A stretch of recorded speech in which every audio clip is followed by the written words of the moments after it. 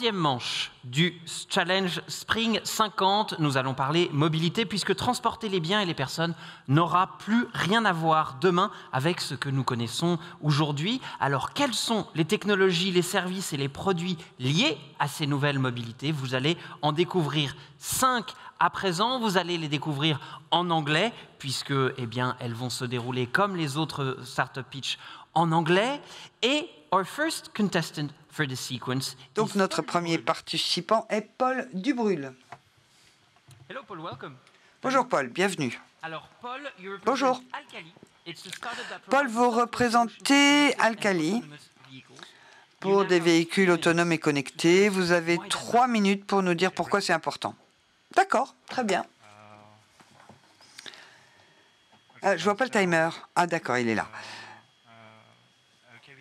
Alors, Alcali, nous sommes une spin-off d'un programme de recherche important mené avec un constructeur automobile, Renault pour ne pas le nommer, et l'équipe est expérimentée, complémentaire.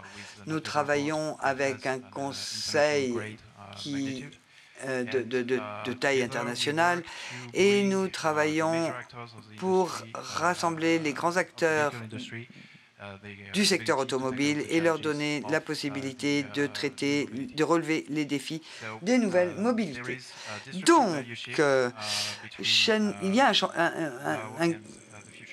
une transformation de la chaîne de valeur. Quand on parle des véhicules, la valeur perçue du véhicule est passée de l'équipement au logiciel et au contenu, et ce qui va motiver l'achat d'un véhicule, ce n'est plus c'est plus le confort du passager et l'assistance au conducteur. Mais c'est également la capacité à répondre aux besoins des clients, et le déploiement de nouvelles caractéristiques est devenu un avantage compétitif très important. Aujourd'hui, les logiciels déployés à bord des véhicules sont déployés avec leur propre matériel, et l'industrie est en train d'envisager des solutions centralisées de matériel pour pouvoir redéployer les logiciels sans avoir ces coûts de matériel très élevés qui sont impliqués quand on redessine une architecture. Donc tout cela ne va pas s'en poser de défis.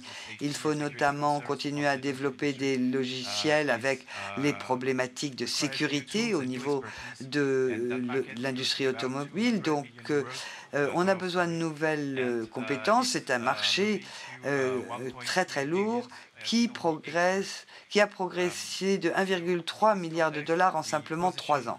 Donc, dans ce contexte, nous nous sommes positionnés avec une offre commerciale unique. Nous proposons des outils qui vont permettre le déploiement sécurisé et automatisé des logiciels sur ces nouvelles architectures. Et nous le faisons avec des outils de vérification des spécifications des logiciels et une plateforme qui permet de surveiller et de sécuriser le déploiement de tous ces outils à bord des véhicules. Même si nos processus sont longs et complexes, nous générons un revenu tout au long du cycle de vie de véhicule, ce qui veut dire que même pour des petits programmes qui ne génèrent que 1,5 million d'euros de revenus, 80% de tout ça, ce sont des redevances de licence.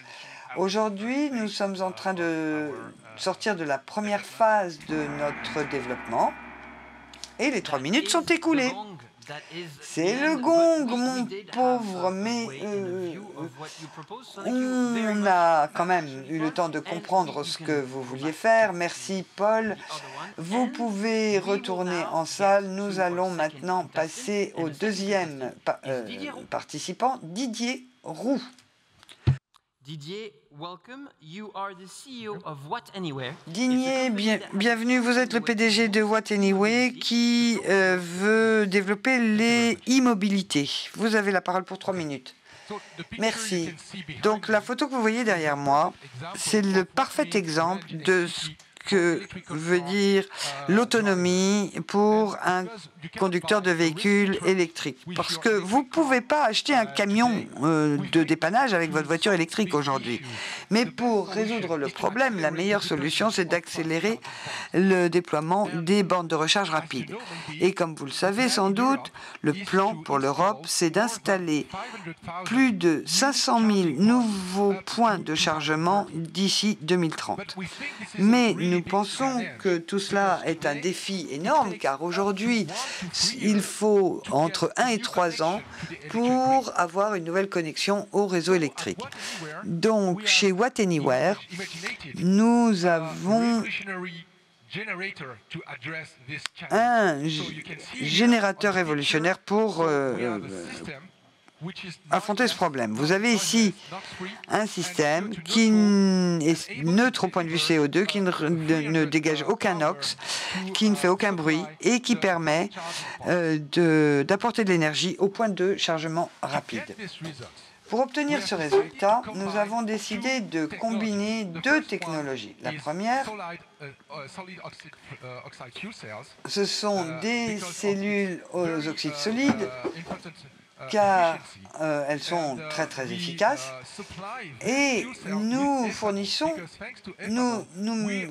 chargeons ça en éthanol parce que grâce à l'éthanol, on peut apporter une énergie fiable aux véhicules électriques. Et aujourd'hui, le mode d'énergie qui est disponible grâce à l'éthanol, cela représente 30 TWh, ce qui représente à son tour 4 centrales nucléaires en Europe. Donc, nous sommes en train de développer un POC avec des experts partout en Europe et nous allons lancer les premiers prototypes que nous allons livrer à notre premier client qui s'appelle Okion, une société basée en Suisse. Et ça, on a réussi à le faire grâce à ce premier succès. Donc on est en train de préparer l'étape suivante.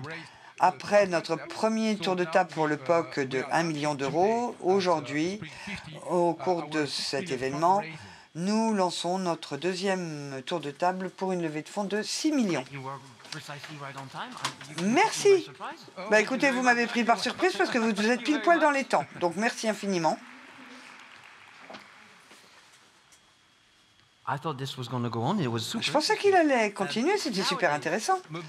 Alors, aujourd'hui, les mobilités, cela inclut également de se déplacer dans l'espace. Et aujourd'hui, maintenant, on va partir dans les étoiles avec Antoine Fourcade.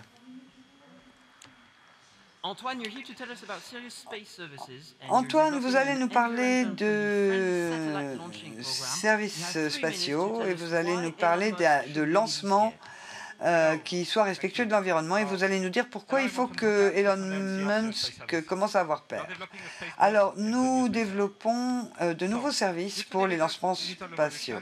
Grâce à la révolution numérique et grâce aux avancées technologiques, nos satellites sont passés de 800 kg à 150 kg.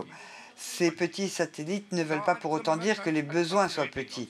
Et aujourd'hui, nous lançons ces charges utiles auxiliaires et on a besoin de mettre en orbite des charges utiles importantes de 10 tonnes à plus. Mais je voulais vous donner un exemple d'illustration. J'étais au Portugal l'autre jour, je participais à une conférence spatiale et je voulais être ici également pour vous parler de notre projet. Et j'avais besoin d'un moyen de transport rapide pour venir ici. Si j'avais utilisé un vol spatial, j'aurais trouvé si j'avais un vol, j'aurais trouvé un vol compétitif qui m'aurait amené du Portugal à l'Allemagne, puis ensuite de l'Allemagne à la France. Donc ça, et je pouvais aussi choisir de prendre un jet privé qui était plus rapide, mais qui coûtait beaucoup plus cher. Et c'est le cas aujourd'hui des lanceurs traditionnels. Et c'est la raison pour laquelle nous avons besoin de missions spécifiques pour les petits satellites. Et c'est ce qu'on appelle la navette. Donc,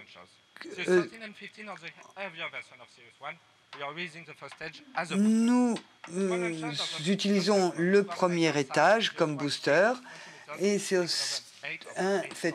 et sinus 3 fait 10 mètres. Donc Sirius, c'est la durabilité. On a l'objectif d'être 100% réutilisable et nous pensons que nos lancements coûteront de 5 000 à 10 000 € par kilo de charge utile. Pour cela, nous utilisons différents composants tout à fait modernes et des technologies de pointe, comme par exemple les technologies de fabrication additive. En 2020, nous avons fait un premier tour de table de 3 millions d'euros. Aujourd'hui, nous sommes au deuxième tour de table pour un financement de 20 millions d'euros et nous espérons être en orbite en mars 2025. Notre équipe représente 45 collaborateurs venant des grandes entreprises aérospatiales. Nous avons un bras scientifique et un bras stratégique pour développer nos premiers lancements. Merci pour votre attention. J'espère vous accueillir sur notre stand dans la journée. Merci. Voilà, celui-là, c'est le mien. Alors, merci beaucoup. Et nous allons maintenant souhaiter la bienvenue à notre quatrième participant. Il s'agit de Benoît Maisseux. Bonjour, Benoît. Bonjour. Benoît, vous allez nous parler de WearNode. Et vous avez 3 minutes pour nous expliquer comment vous ubérisez la charge des véhicules électriques. Merci beaucoup et bonjour à tous. Alors, WearNode met en place la charge des véhicules électriques en pair à pair, peer-to-peer. Le marché des véhicules électriques est en pleine croissance, comme vous le savez. Les infrastructures de charge essayent de suivre la marche, mais ce n'est pas facile et ça génère pas mal de problèmes. Les réseaux manquent d'interopérabilité, ils sont trop fragmentés. Il y a des gens qui ont des badges, des passes, des cartes qu'ils peuvent utiliser chez chacun des opérateurs avec lesquels ils ont besoin de faire affaire. Et paradoxalement, l'infrastructure est très peu utilisée finalement, pas suffisamment. Donc nous proposons d'utiliser les points de charge privés et à destination qui ne sont pas suffisamment utilisés. Nous avons construit une place de marché décentralisée virtuelle pour le chargement. Nous utilisons le blockchain comme outil de traçabilité et de paiement simple qui permet une interopérabilité native. Nous avons choisi Tezos, qui est une blockchain verte avec des coûts d'exploitation très faibles et un impact aussi très faible sur l'environnement. Pour en revenir au marché, vous savez qu'il s'agit d'un marché très dynamique avec plus de 35% de croissance annuelle. Et à l'heure actuelle, il y a des objectifs annoncés qui nous montrent que tout cela va continuer. Cette croissance va se poursuivre jusqu'à 2030 et plus loin. Donc on s'appuie sur la blockchain pour le rechargement et pour l'instant, il n'y a pas de concurrence pour du rechargement de véhicules électriques avec la blockchain participative. Nous avons développé notre produit. Nous avons une application mobile iOS et Android avec nos propres serveurs pour gérer toutes les transactions blockchain, pour gérer la connectivité entre les stations de recharge grâce au protocole CCP et aux technologies de l'Internet des objets. Et pour le flux de valeur, il est basé sur la commission. On gagne de l'argent sur chaque transaction qui est effectuée entre le client, c'est-à-dire la personne qui va charger son véhicule électrique, et le fournisseur, c'est celui qui partage sa station de recharge. Et nous sommes à la recherche de fonds, bien entendu, pour pouvoir démarrer notre développement opérationnel. Il nous faudrait 700 000 € pour 2022 et plus de 2 millions en 2023 pour pouvoir atteindre notre objectif ambitieux de plus de 50 millions de chiffre d'affaires d'ici 5 ans. Et voilà l'équipe, c'est moi-même et François Chiron, qui est le CTO, donc c'est un expert en Internet des objets, en paiement, en radiocommunication, et il a aussi travaillé dans l'industrie automobile. Alors, nous avons reçu la labellisation B-Hub, c'est une labellisation européenne, et nous faisons partie de l'incubateur de Centrale Supélec, qui se trouve tout près d'ici. Et voilà, c'est tout de mon côté. Très bien, merci beaucoup. Ça, c'est le tien, ça, c'est le mien. OK, merci. Merci beaucoup. Et nous allons terminer cette séquence avec Raphaël Jattot. Bonjour Raphaël, nous avons parlé de déplacement de véhicules, mais vous, avec Coco Parks, ce que vous faites, vous, c'est le parking plutôt. Oui, bonjour à tous. Je vais vous parler du trottoir, en fait. C'est cette partie le long de nos chaussées où les choses ne bougent pas, en fait. Il y a, ça peut être utilisé pour la mobilité, des vélos, des voitures, des vannes de livraison, et puis des poubelles aussi. Et donc, il y a énormément de choses parce qu'il y a de plus en plus de pression sur cette partie de la chaussée qui génère pas mal de désordre dans nos centres-villes. Et c'est ça le problème, en fait, dans les centres-villes. Ça ralentit le développement des entreprises et ça ralentit aussi la mobilité. Et ce désordre, ça nous fait que les véhicules électriques, par exemple, ne peuvent pas avoir accès à leurs stations de recharge, que les personnes qui viennent faire des livraisons ne peuvent pas se garer sur les places réservées aux livraisons, que les nouveaux utilisateurs de la micromobilité ne peuvent pas trouver d'endroit où garer leurs véhicules. Et donc, c'est quelque chose qui va augmenter dans les années à venir. Et le problème, c'est qu'il n'y a pas de données, qu'il n'y a pas d'outils qui nous permettent de gérer cette partie de la chaussée de façon efficace.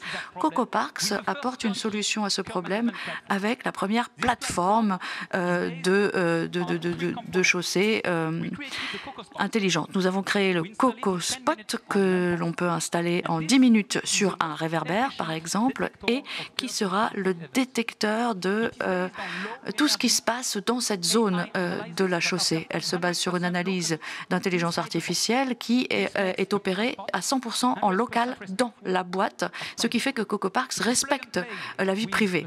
C'est plug and play avec une plateforme SaaS pour véritablement gérer et surveiller la chaussée en temps réel.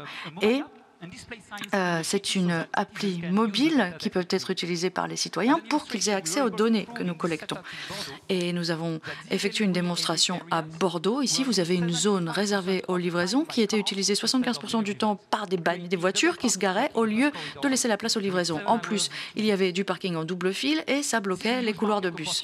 Alors, il y a là une opportunité énorme sur le marché parce que dans toutes les villes de plus de 10 000 habitants, nous avons ces problèmes et il faut reprendre le contrôle de cette zone de la chaussée pour pouvoir réduire les émissions, pour pouvoir fluidifier le trafic. Donc c'est un marché à 30 milliards de dollars, Mobility as a Service pour toutes les voitures de location, etc. Donc nous avons gagné notre premier appel d'offres public. Nous avons déjà déployé la solution dans de nombreuses villes et nous allons travailler sur une extension de la solution et nous sommes une solution préférée pour certains intégrateurs. Nous avons une équipe incroyable de 9 personnes qui sont très talentueuses, qui sont situées ici sur le plateau de Saclay. Moi, je les ai rejoints, enfin, j'ai fondé la société il y a 2 ans. Maintenant, nous sommes 9.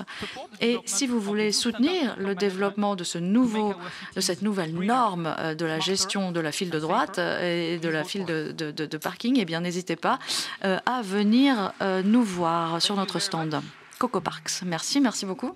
Merci à toutes les startups qui ont participé. Merci à notre jury qui est devant moi ici et qui aura la lourde tâche de départager toutes ces startups qui vont sûrement intéresser nos prochains invités, puisque la table ronde qui arrive est consacrée aux mobilités durables de demain. Mais pour ça, eh bien, je vous laisse avec Marion.